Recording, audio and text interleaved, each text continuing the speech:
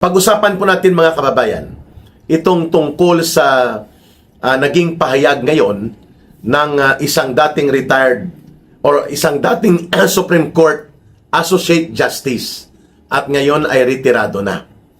Itong binabanggit ni retired Supreme Court Associate Justice Noel Jimenez Tiham. Si Justice Tiham po ay very vocal, no? Nung mag-retired na siya at wala na po siya sa Korte Suprema, ay nagbibigay siya ng mga pananaw sa kaganapan ng politika at mga pangyayari sa ating lipunan. At isa sa kanyang pinuna dito ang mga pambabaluktot at mga pandaraya sa proseso ng batas na ginagawa ng House Prosecution sa loob po ng trial or impeachment trial ni Vice President Sara Duterte. At ngayon nga, kahapon, lumabas itong kanyang ginawang pahayag na ang mga COA auditors' testimony ay hindi pa conclusive. Ito ay subject to review, pati po sa komisyon, sa buong komisyon ng COA, at subject to review up to the Supreme Court.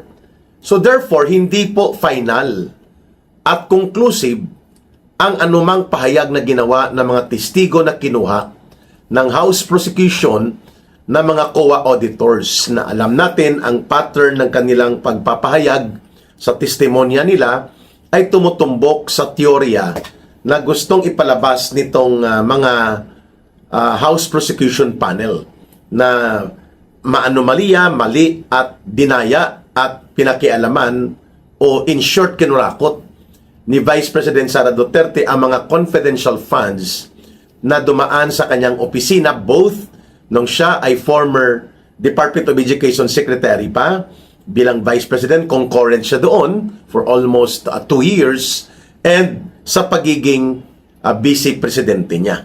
Subalit, inilinaw ni Justice retired Supreme Court Associate Justice Noel Tiham na hindi po pwedeng maaring tumayo as a conclusive testimony and evidence itong mga ipinahayag ng COA editors na bagamat klarong-klaro naman na naglalaro sila sa linya ng pangbabaluktot dito sa topic na ito or subject na ito for allegations ng corruption using the confidential fund against the Vice President Sara Duterte. But what is more serious doon sa binanggit na pagpupuna na ito at pinuntuhan ni retired Supreme Court Justice Noel Tiham ay ang pagiging non-conclusive, non-final, and under appeal and subject for review pa.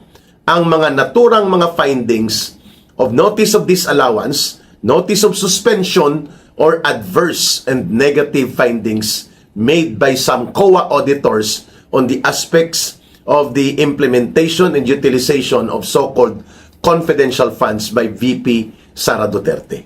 In short, hindi po yun pwedeng tumayo as ebidensya. Therefore, in the rules of court, which also guides, or the rules of court also is a basis in the rules of the Senate impeachment, sapagkat ito ay isang trial, hindi pwedeng baliwalain yung punto na yan.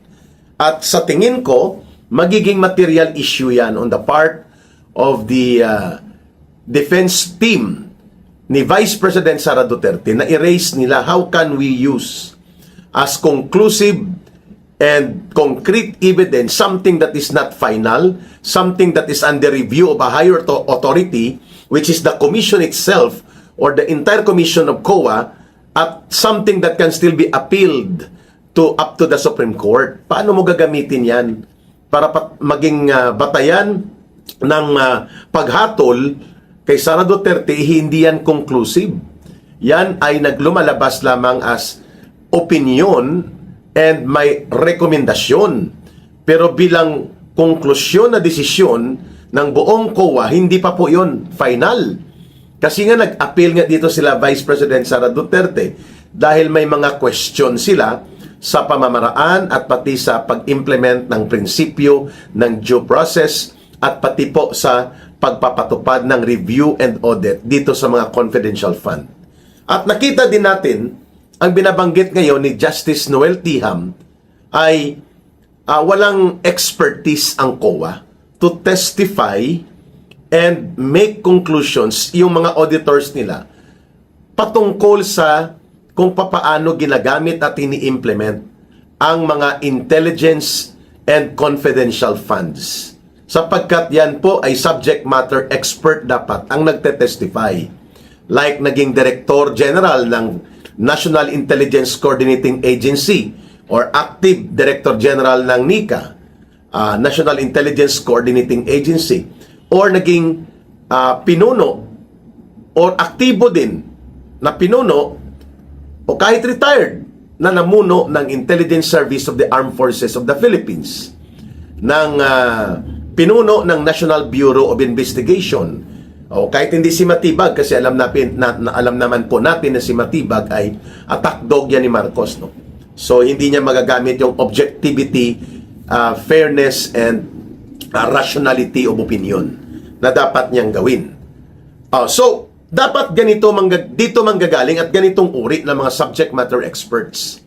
Sabi ni Justice Tiham, hindi po CIA, KGB, o kaya MI5, MI6, mga intelligence, foreign intelligence, top level po ito, or Mossad.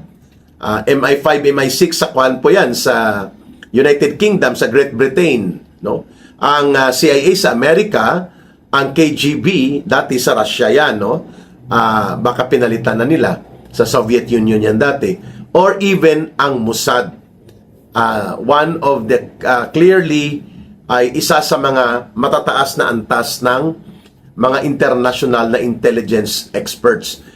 Ganon po gustong ipalabas ng COA na marunong sila mag-evaluate, mag-review at mag-audit at maggumawa ng konklusyon patungkol sa espionage, patungkol po sa information flow, intelligence cycle, at process of intelligence gathering and intelligence implementation. Kaya nga, sinasabi ito dapat sa loob ng impeachment court according to retired Supreme Court Associate Justice Tiham, na ipinoint out dapat na hindi sila ang nararapat na mga subject matter experts to provide interpretation, evaluation, and insights kung totoo at tama ba ang proseso ng intelligence cycle, intelligence project, COP plan or case operation plan involving the utilization of so-called confidential fund made during the time of VP Sara Duterte na mayroon pa siyang mga confidential fund sa DepEd man o sa Office of the Vice President. Ako po ay naniniwala na tama ang linya na ito ni Justice Tiham, sapagkat ang COA ay limited lamang ang knowledge nila patungkol sa financial investigation, financial utilization ng mga budget, ng pundo, at kung ito ba ay legal, makatarungan, ayon ito sa mga procurement law, ayon ba ito sa proseso ng accounting and reporting according to the rules ng auditing and financial analysis. Diyan lang po hanggang ang kakayanan ng COA at ng mga auditors nito. Pagdating sa pag-i-interpret at pagsasagawa ng mga categorical opinion kung totoo ba at tama ang pagpapatupad ng intelligence cycle, ng case operation plan, ng intelligence project or confidential project, wala po yan sa level of expertise ng COA at ng mga auditors nito. That is the correct point being raised now by retired Associate Supreme Court Justice Noel Tiham. At sa tingin ko, dapat ni-raise yan doon sa larangan ng trial, and baka i-raise naman o iaangat yan at ilalahad sa proseso ng trial on the part of the defense team of the Vice President. So dalawang punto yun ha. Number one, non-conclusive and non-categorical pa as a solid evidence itong mga testimonya, itong mga paglalaro sa opinion at findings ng mga COA auditors against dito sa utilization at mga pagpapatupad ng so-called confidential fund ng Vice President, no matter na mayroon silang adverse, negative na mga findings na kanilang pinatayo doon sa testimonya nila, still, these are not yet conclusive and final. Subject ito for review and affirmation or validation or rejection ng komisyon ng buong COA.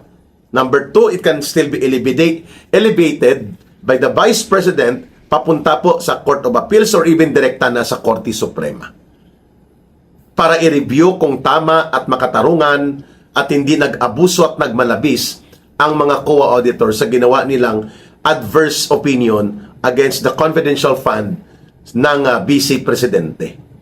Klaro ba? So something that is not yet final, something that cannot yet be conclusively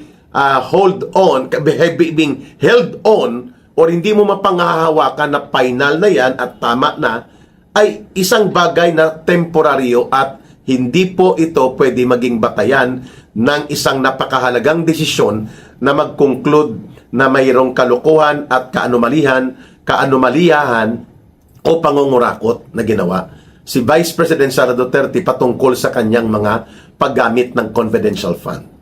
That's the very clear point. Antayin pa dapat na lumabas iyong COA confirmatory and validation of the findings nito at kumplituhin pa yung appeal patungkol dito hanggang sa ma-exhaust or ma-maximize ni Vice President Sara Duterte ang kanyang due process and legal rights provided sa ating doktrina ng batas, pati sa saligang batas, na pwede siyang tumakbo pati sa Korte Suprema.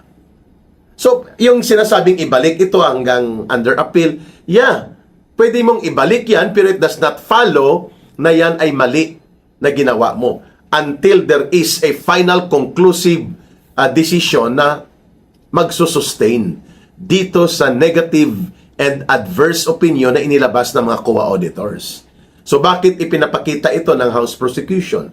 Sapagkat alam din nila ito, mga abogado din ng mga kulukoy na ito, pero nagbubububuhan lang at nagtatarantaduhan dahil ang layunin nila ay sirain ang pagkatao at pangalan ni Sara Duterte. The dignity and integrity of the person, not the accountability, because alam nila na ito ay hindi conclusive and cannot stand under the rules of court as a conclusive basis of evidence to present at i-consider ng impeachment court. Pero pinayagan yan nila Chis Escudero at ng Senate Impeachment Court, pinalusot sapagkat ang objective dyan ipahiya, bastusin at sirain ang pangalan ni Vice President Sara Duterte. So hindi about, kaya nga alam naman ito ni Kapunan, itong mga grupo ng House Prosecution Panel, na hindi makakatayo yan as ebidensya. Alam nila yan because as a lawyer, you are learned. Alam mo ang mga rules of court and rules of evidence, rules of procedures. And paano ito magagamit sa mga pagsasagawa ng desisyon ng isang korte o ng isang hukuman. So kagaya dyan sa impeachment court. Pero pinapalusot lang nila at dinadaan-daan nila sa diskarte ng propaganda. Pangalawa, malinaw din po na nagmalabis at lumagpas na sa kanilang kakayanan bilang experts on financial and expenditures and budget audit and review ang COA sapagkat hindi nila linya as subject matter experts ang pagbibigay ng opinion kung tama o mali ang ginawa ng mga confidential projects, intelligence projects, case operation plan, or any other item in the utilization ng confidential fund pag ang pag-uusapan ay validity in the context of intelligence and confidential fund implementation. Nagawa ba ang intelligence cycle? Nagkaroon ba ng mga resulta ito? Ang mga aspeto at component ng information gathering, asset recruitment or informant recruitment, target output. Ang mga yan po ay nasa expertise ng mga taga-National Intelligence Coordinating Agency, Intelligence Service of the Armed Forces of the Philippines, at iba pang mga pangunahin na seryoso at mayroong kakayanang expertise and professional pagdating po sa intelligence work at intelligence projects that include confidential components. So klaro tayo dyan, ha? May punto na tama dyan si retired Supreme Court Associate Justice Noel Tiham. But nonetheless, dahil po ang impeachment ay may halo po yan ng politika, hindi yan puro legal and technical and judicial process, nakakalusot ang ganitong diskarte. But at the end of the day, yung diskarte na ito ng pangbabaluktot sa rules of evidence, sa rules of validity of the rules of court in admitting admissible and real true evidence, babalik pa rin po yung paghahatol kay Vice President Sara Duterte doon sa kung ano ang political alignment at political perspective ng mga senador. And right now, ang sigurado tayo may 13 na mga senador na kontrolado at hawak sa liig, nakatali sa ilong at hinihila ni Marcos. Ang 13 na senador na ito. Kahit pa na si Senate Presiding Judge Chis Escudero ay pumupustura na neutral, hindi siya bias, pero makikita natin that the pressure of control, dahil nga sa kinasasangkutan nito na kontrobersyal na kaso ng pagtanggap di umano ng mali-maleta or cash na ibinanggit na po ito una ni dating ni former Undersecretary Bernardo, na pressure si Chis Escudero na makipagkompromiso. So even Chis Escudero has already been compromised or co-opted into the camp of Marcos Jr. Pero kahit pa paano, ma-appreciate mo na may mga ilang porsyento pa siya na pinanghahawakan ng tamang proseso bilang presiding judge in the impeachment court. However, sa butuhan, alam natin po na ang kanyang political perspective and political affiliation sa mga Marcos yan. But they do not have the number right now na maging 16 as required by the Constitution, 2/3 of the members of all members of the Senate. At kapag all members of the Senate, kahit ang mga nakakulong basta senador pa at hindi pa sila natatanggal sa Senado, sila po ay kasama sa 24 senators. And 2/3 of that, 16. So at the end of the day, itong mga intramurals at mga serkos ng mga taga-House Prosecution Panel sa paggamit ng baluktot na mga style, pandaraya at maanumaliyang mga testimonya at binaluktot na mga style ng presentation ng kanilang mga aligasyon ng kasong inirereklamo ng impeachment laban kay Vice President Sara Duterte, babalik pa rin po doon sa Senado. At the end of the day, kung ito'y matatapos na sa December at sa unang linggo ang projected unang linggo or kalagitnaan ng January 2027, which is next year, doon ang butuhan, mga senador pa rin po ang magtatakda ng kung ano ang magiging daloy ng kanilang paghatol kay Vice President Sara Duterte. Hindi po ito maihihiwalay doon sa kanilang linyahan sa politika. Yan ang totoo dyan. Pero sa haba ng 90 days trial na ito na aabot ng hanggang December or unang linggo pa or kalagitnaan ng January, ang paulit-ulit na kasinungalingan at mga pangbabaluktot ng atake ng political demolition laban kay Sara Duterte in the process of so-called presentation of the case in the impeachment court, yun ang minimum objective. Pasamain, sirain, at gawan ng intriga at demolition attack ang pagkatao at personalidad ni Sara Duterte at nang sa ganun maapektuhan po ang kanyang standing and influence sa politika at lalabas po siya, sabi nga ni Vice President Sara Duterte, she will be blooded. She will be wounded, but she will be unbowed. Ini-expect na po natin ito. Ang ganitong kakulokoy at katarantaduhan, kagaya ng gameplay na ginawa ng House Prosecution sa kabuktutan ng Commission on Audit Auditors para po makipagsabwatan sa kanila na ipalabas na dinadaya na ang confidential fund samantalang walang conclusive and legally binding na desisyon up to now. Opinion pa lang yan at rekomendasyon ng mga auditors at hindi final na desisyon ng komisyon mismo. Mga kababayan, maraming salamat sa inyong pakikinig at panunood. Please don't forget to like, share, and promote our videos. Utang na loob ko po yan sa inyo, mga kababayan, ang pagtulong at pag-subscribe ninyo na lumago din po ang ating channel at mag-survive din po si Ka Eric. Maraming salamat muli. Mahalin natin ang bansang Pilipinas. walang ibang magmamahal nito kundi tayo ring mga Pilipino. Para sa Diyos at sa Pilipinas nating mahal, maraming salamat muli. Bye for now. Ito po si Ka Eric. Mabuhay!